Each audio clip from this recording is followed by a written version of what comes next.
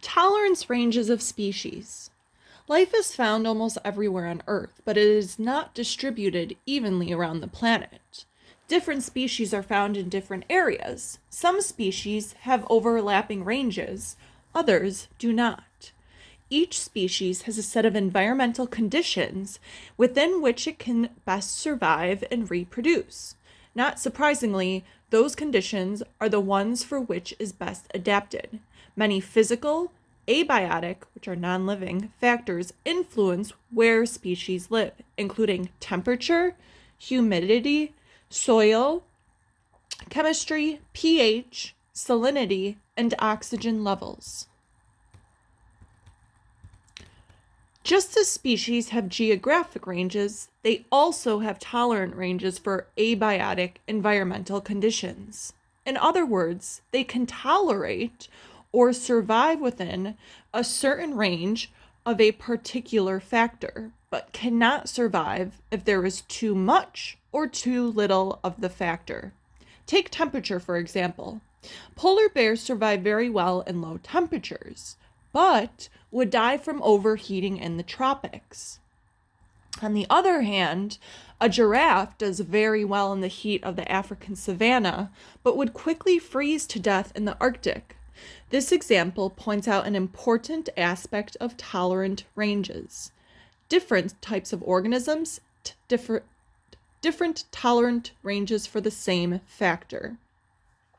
So what they're saying is, if you take a factor such as heat, all animals will have a different tolerant range for heat. Some animals may thrive in the heat, or they talked about the giraffes, while other animals may suffer in the heat and perhaps die in the heat, such as polar bears. And if we take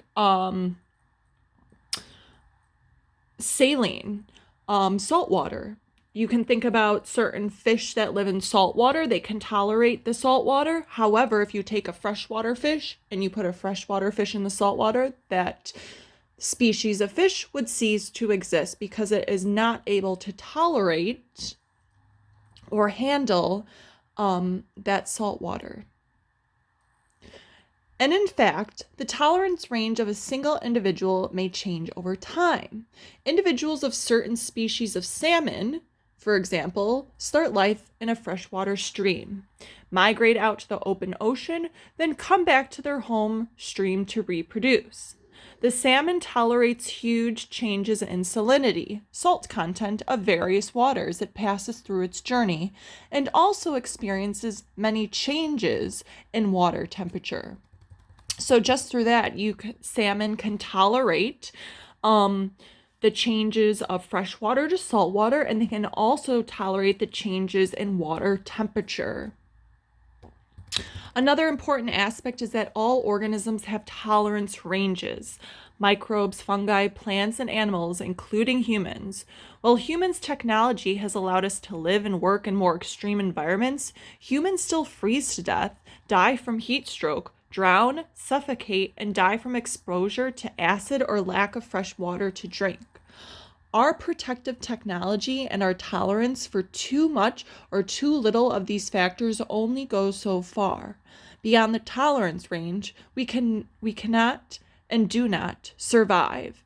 So we are surviving within our tolerance range. If you think of like your tolerance level as a bubble around you. But if we go beyond that bubble, outside of our tolerance range, we cannot survive. So as humans, technology has allowed us to be able to adapt and tolerate a lot of different environmental conditions.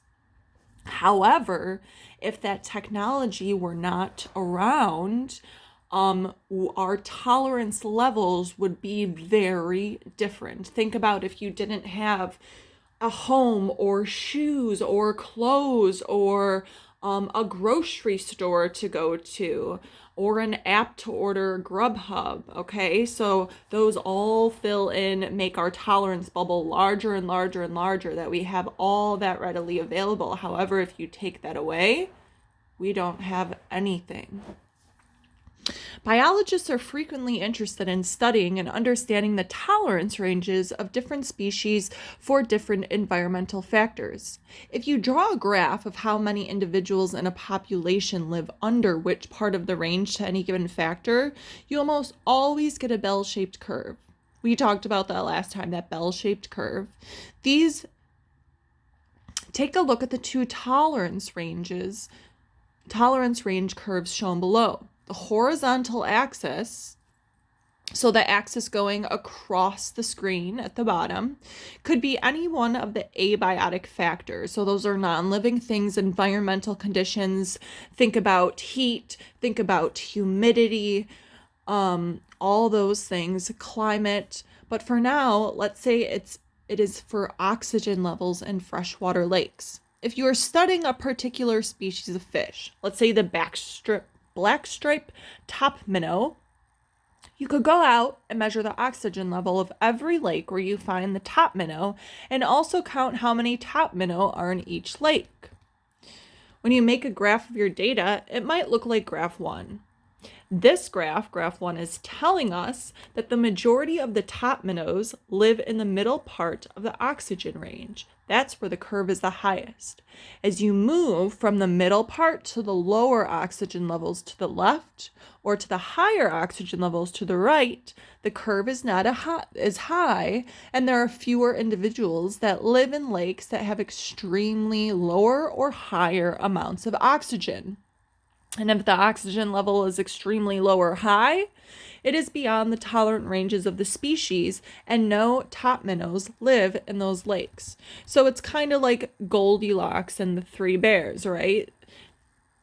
As far as this black stripe top minnow. So too low oxygen levels, okay? Not enough for the top minnows. It's going to die. Okay, all the way to the right on the graph, the oxygen levels show that they're too high. Again, the black striped minnow is not going to survive. And then right in the middle, you see the highest point in the curve, which shows the population of the backstripe top minnow. So they do best. This graph shows us that they do best with oxygen levels right in the middle. So let's take a look at the next graph. So we have next graph, which is graph 2. It represents the oxygen tolerance range curve for a different species of fish. So we're looking now at the blacktail shiner. So take a look at this. This is a pointier curve. It's not as broad, but think about these questions while looking at the graph. Is the blacktail shiner going to survive in extremely low environmental conditions? No. Are they going to take a look at the other side of the graph? Are they going to survive during high environmental conditions or where there's high oxygen levels? The answer is no. So where do they fit best? I want you to think about that, and that's one of your questions. Shiners have a much narrower tolerance range for oxygen than top minnows. And the graph shows us that because the graph and the point is slimmer or smaller than compared to the minnow at graph 1, where that's a broader curve that shows that they're able to survive in a wider range of conditions than the blacktail shiner. If you look closely, you'll also notice that the peak of the curve for the shiner is a little bit to the right of the peak of the curve of the top minnow. This tells us that compared to top minnows, shiners do best in water that is slightly more oxygenated. Both graph 1 and graph 2 are bell-shaped curves. That's the normal or typical curve you get when graphing tolerance ranges. And interestingly enough, curves like this illustrate what is referred to as normal distribution. In some ways, you could say it's the Goldilocks curve. It shows where conditions are just right for species, not too hot, not too cold, not too salty or not salty enough, not too wet, not too dry. These preferences and needs for certain types of conditions greatly influence the distribution of species around the planet, and it can get fairly complex when you consider that multiple abiotic factors are simultaneously influencing any given individual and species.